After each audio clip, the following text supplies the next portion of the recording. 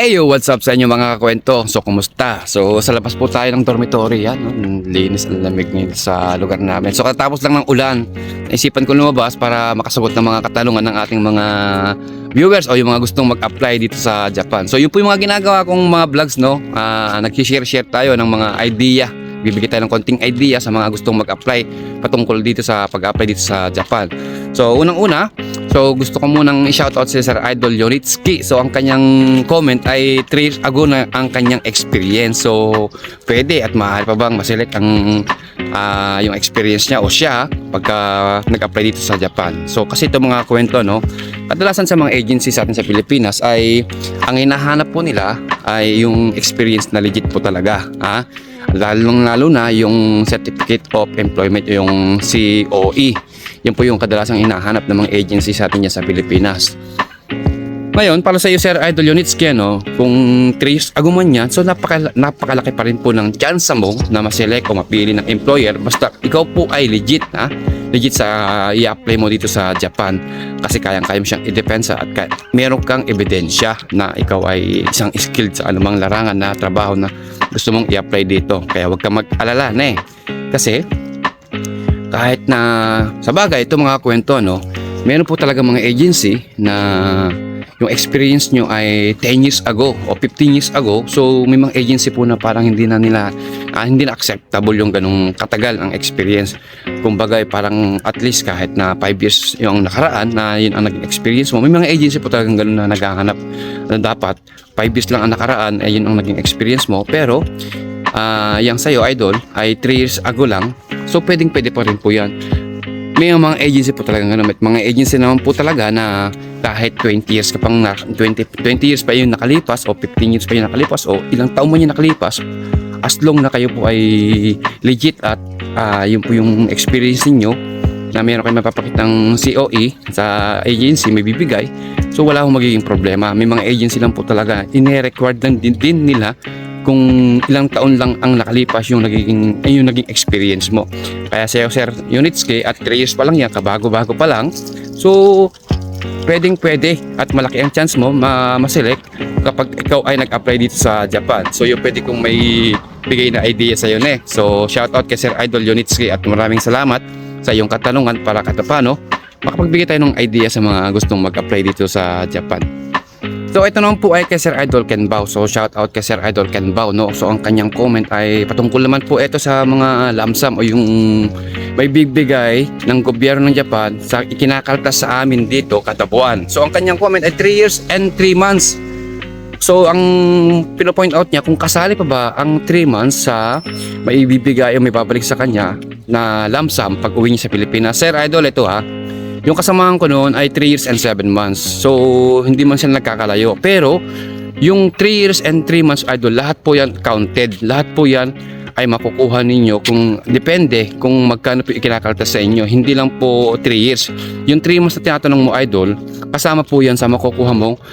Bibigay sa yung tax return o yung lump sum dito sa Japan pag uwi mo ng Pilipinas. Kaya huwag kayo mag-alala. Ngayon, kung magkano ang makukuha, yung kadalasan na nagti 3 years sa amin, ang nakukuha nila depende po kasi sa palitan yan kagaya ngayon, yung pong 3 years ay umaabot ng 220 hanggang 250 at yung nung nakaraang mga 2021, 2022 medyo malaki po yung nakukuha kasi malaki po yung palitan. Pero sa ngayon, ang idea na bibigay ko sa iyo, mag-expect ka lang po siguro ng 200 hanggang 250,000. Depende po yan sa ikinakaltas sa inyo sa dito sa Japan, Depende po yung gaano kalaki, at sa palitan. So yun po yung pwede kong maibigay sa iyo na idea.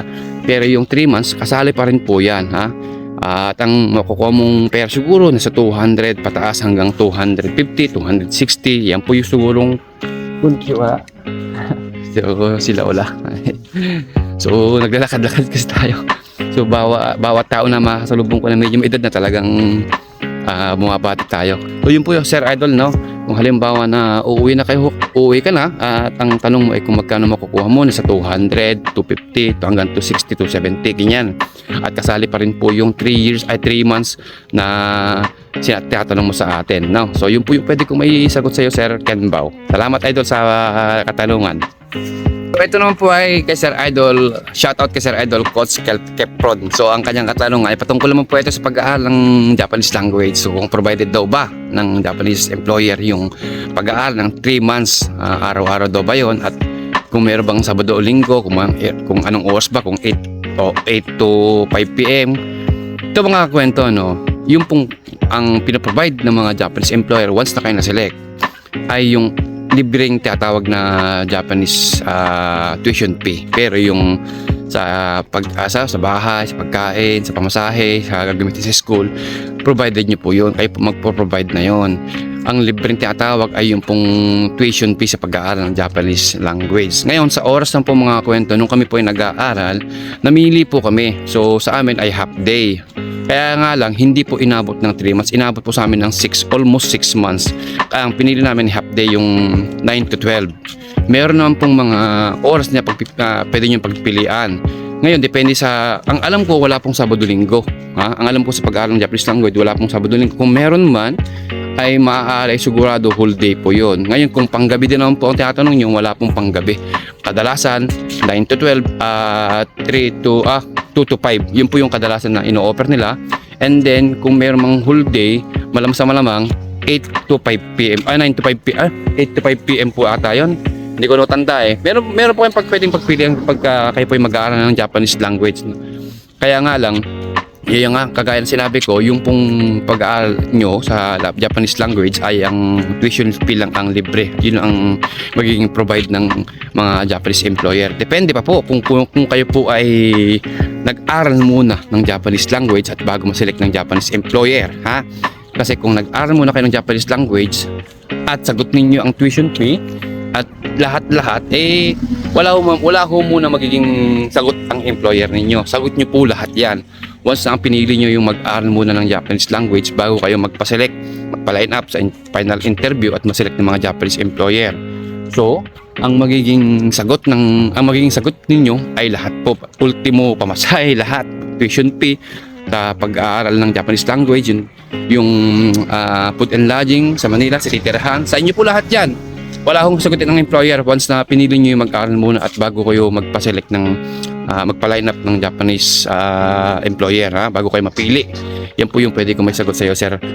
No, yung nga po yung sa oras, depende po sa mga school kung ano man yung may available nilang may bibigay sa inyo. Kung 3 months hanggang 6 months o 3 months lang, nakadepende kung full day o 4 hours o panggabi. Sa panggabi malabo yun, idol, no? Kaya mas magandang magtanong po muna kayo, magtanong po muna sa mga agency kung ano yung available nilang pag-aaral ng Japanese language, lalo yung mga may trabaho. Kasi kung may mga trabaho talaga kayo, masasagasaan po yung inyong trabaho, masasagasaan po yung, siyempre kadalasan talaga sa mga pag-aaral ng Japanese language, laging sa araw yan, hanggang Lunes hanggang Biyernes yan. Talagang kailangan nyo i-give up yung inyong trabaho once na kayo ay napili na o na-select na ng Japanese employer. Mamimili na talaga kayo. Ngayon, kung may pang Sabado at Linggo, medyo matatagalan po tayo sa pag-aaral ng Japanese language. So yun po yung pwede ko pong may bigay na kasagutan. Salamat, idol, sa comment to. So ito naman po kay Ma'am Idol Arjin. So ang kanyang komento, Sir Idol, meron ba kayong idea sa interview ng food processing? Ito mga kwento, anumang skill na ina-apply nyo rito once na kayo may experience na legit talaga. Kadalasan sa mga ini-interview, sa mga sumasalang sa mga interview, ay kadalasan talaga dyan ang inyong experience, ang inyong ginagawa sa inyong naging previous na trabaho, kung ano ang posisyon nyo, kung ano mismo ang ginagawa ninyo sa inyong trabaho. Yan po yung kadalasan nilang tinatanong ng mga Japanese employer. Siyempre, kung ikaw ay legit na nagtatrabaho sa isang food company, so yung mga itatanong sa'yo is all about your experience sa loob ng inyong company, kung ano ang inyong naging trabaho. Yun po yung kadalasang tinatanong talaga ng mga employer. Kaya po sila humihingi ng certificate of employment, kasi i-make sure ng mga agency na yun po talaga ang inyong naging trabaho. Kaya wag ho kayong kabahan.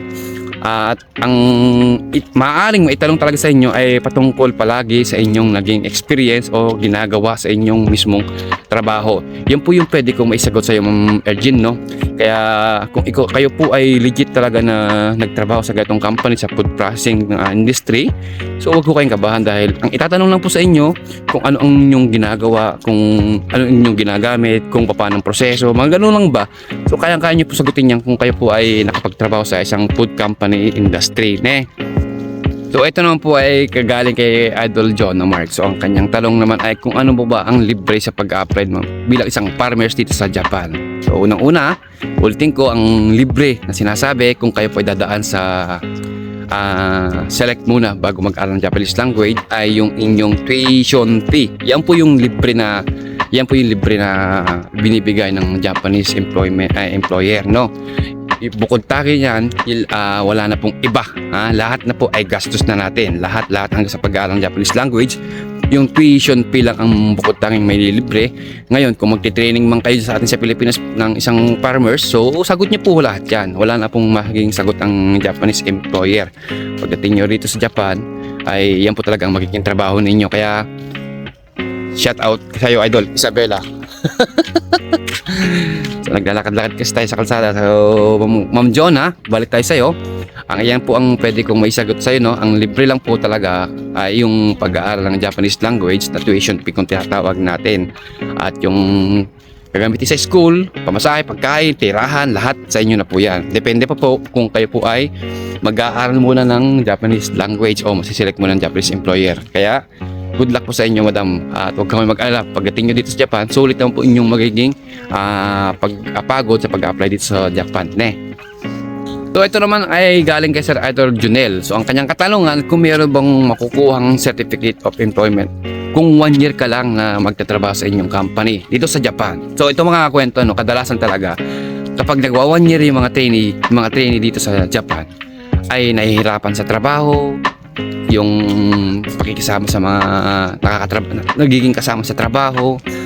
Yan, kadalasan ng yan talaga ang nagiging dahilan, ang homesick, yung mga ganyan. Kaya sila nagwa 1 year lang. So ang kanyang katanungan ay kung meron bang may bibigay o makakakuha ba ng COE galing sa company. Pwede, ito mga kwento, pwede po kayo makakuha ng COE ninyo kung gustuhin ninyo at magre-request po kayo sa inyong HR, sa inyong sa opisina, no?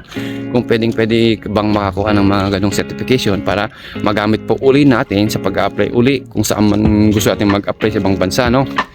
So, yung mga nagtatanong about sa COE, meron po talaga ang makukuha kung gustuhin niyo. Pwede kayo mag-request kasi natapos niyo naman po yung unang taon niyo dito sa Japan bilang isang trainee visa at mabibigyan kayo ng certification. Kung halimbawa man yung company nyo hindi nagbibigay ng gano'n, pwede kayong mag-request, pwede kayong magsabi na kailangan nyo yun para magamit nyo sa pag-apply uli sa ibang bansa. So yun po pwede kong isagot sa iyo, Sir Junel, na kung halimbawa ikaw ay 1 year ka lang at nagbabalak kang humingi ng certification, bibigyan ka ng company mo as long na ang inyong trabaho, yung record ay maayos, wala kang naging problema.